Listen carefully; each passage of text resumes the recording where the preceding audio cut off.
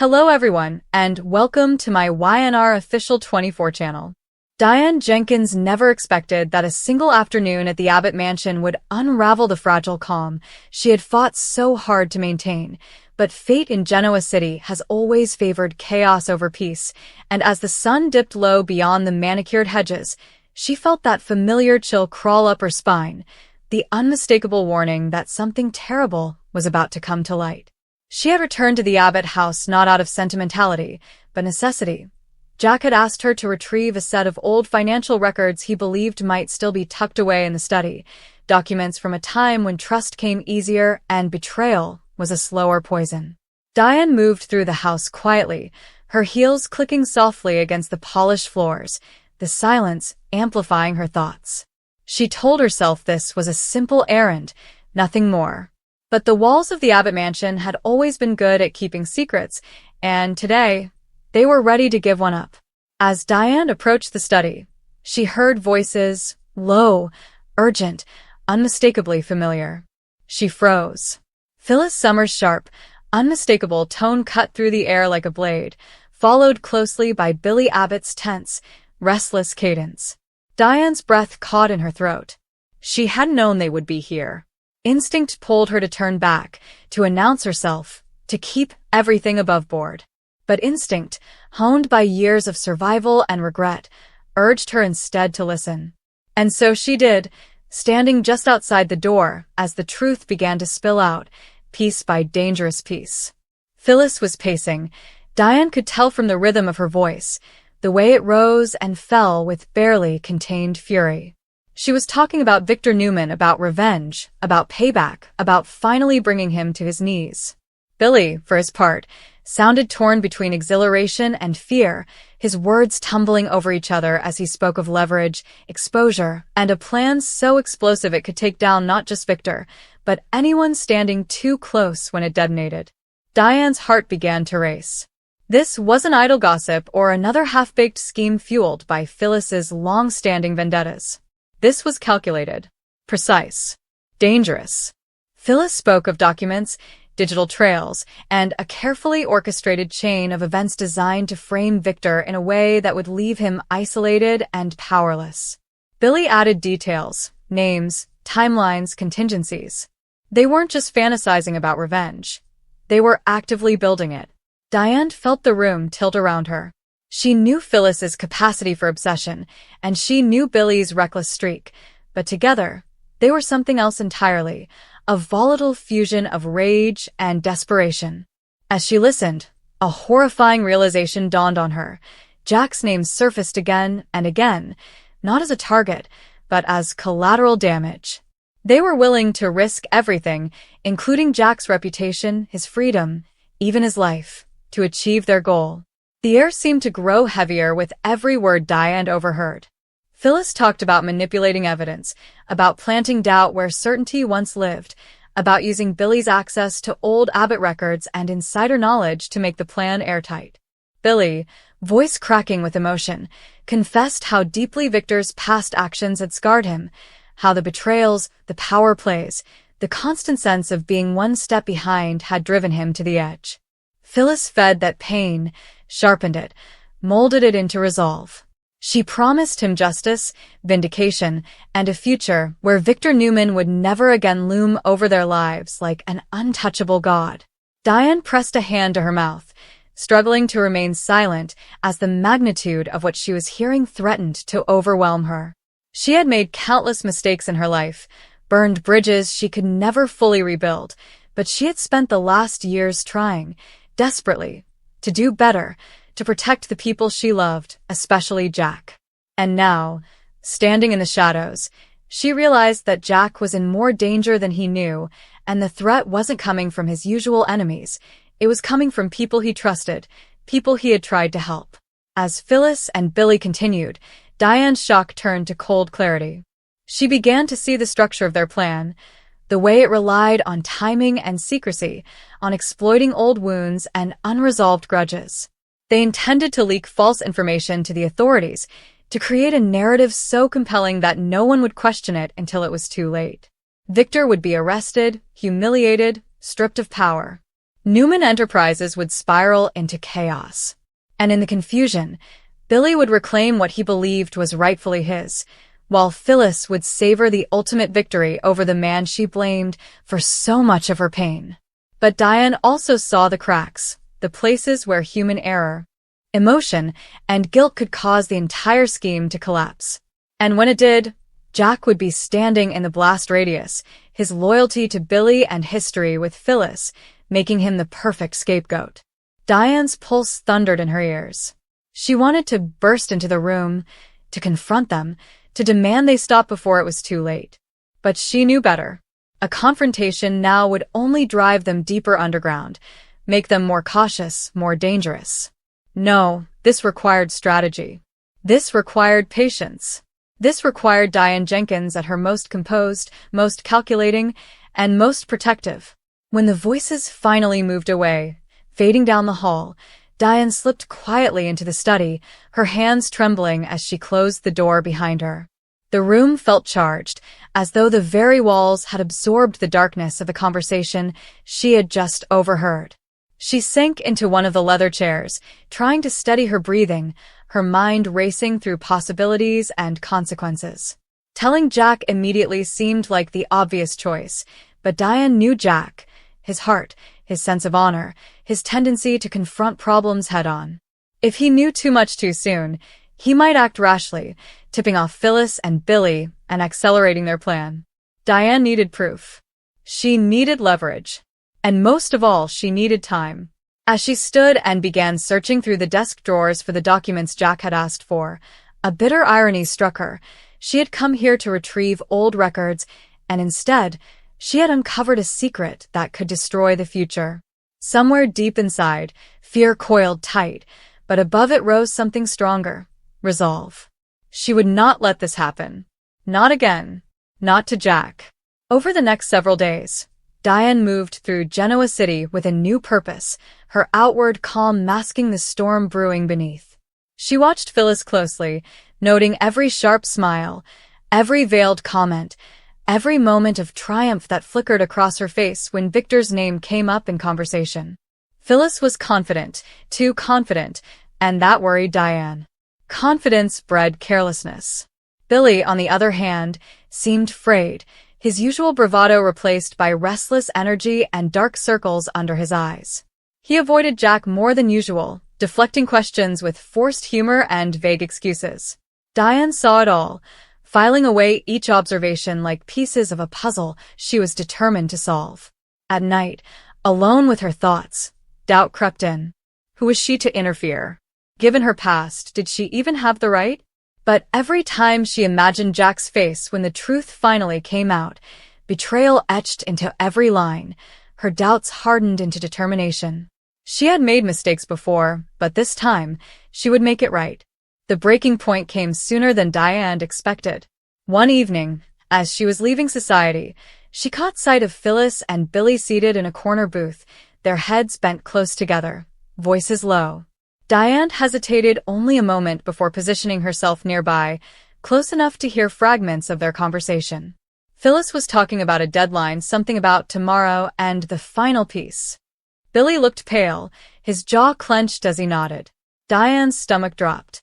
Whatever they were planning, it was about to move from theory to action. She couldn't wait any longer. That night, Diane made her decision. She would tell Jack, but carefully, selectively, giving him enough to be wary without revealing everything she knew. She rehearsed the conversation a dozen times in her head, weighing each word, anticipating his reactions. When she finally stood in front of him at the Abbott mansion, her heart pounded so loudly she was sure he could hear it. Jack listened in stunned silence as Diane spoke, her voice steady despite the fear gnawing at her insides. She didn't accuse, she warned.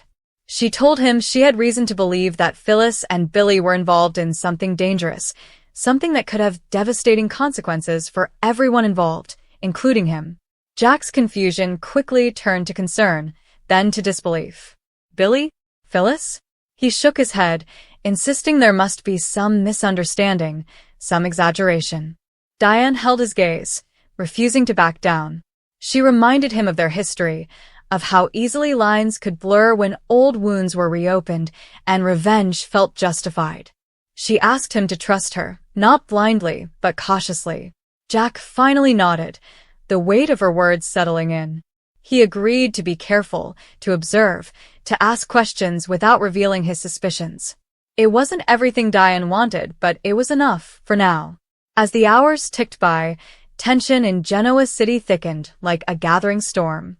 Victor Newman, ever the chess master, seemed unaware that pieces were being positioned against him, his focus fixed on his empire and his family. Phyllis, riding high on the brink of victory, grew bolder, her smugness barely concealed. Billy oscillated between confidence and panic, the reality of what they were about to do pressing down on him with suffocating weight. And Diane watched it all, heart in her throat, knowing that one wrong move could send everything spiraling out of control. When the first domino finally fell, a false tip delivered to the authorities, a carefully planted piece of evidence surfacing where it shouldn't, the shockwaves rippled instantly. Whispers spread. Questions were asked. Victor's name began appearing in conversations it had no business being in. Diane felt a chill of dread even as she recognized the signature of Phyllis and Billy's handiwork. This was it. There was no turning back now. In the aftermath of that first move, Diane confronted Phyllis privately, choosing a moment when emotions were already running high. The confrontation was electric, years of animosity crackling between them as Diane calmly revealed that she knew, at least enough to make Phyllis falter. Phyllis's eyes widened for just a fraction of a second before hardening with defiance. She accused Diane of paranoia, of jealousy, of trying to insert herself where she didn't belong. Diane didn't argue. She didn't threaten. She simply warned her that lines once crossed could never be uncrossed, and that Jack would be the one to pay the highest price. For a fleeting moment, doubt flickered across Phyllis's face, but it vanished as quickly as it appeared, replaced by that familiar, unyielding resolve. She told Diane to stay out of it. Diane left the encounter shaken but more certain than ever that she was right to be afraid. The fallout was swift and merciless. As the plan accelerated, so did the stakes. Billy began to unravel, the weight of potential consequences crushing him. He confided in Jack one night, stopping just short of the truth, his guilt bleeding through every word. Jack listened, his own suspicions deepening, torn between loyalty to his brother and the growing sense that something was terribly wrong. Diane watched from the sidelines, her heart aching as she saw Jack caught in the middle of a web he hadn't spun. When the authorities finally made their move against Victor, the shock rocked Genoa City to its core.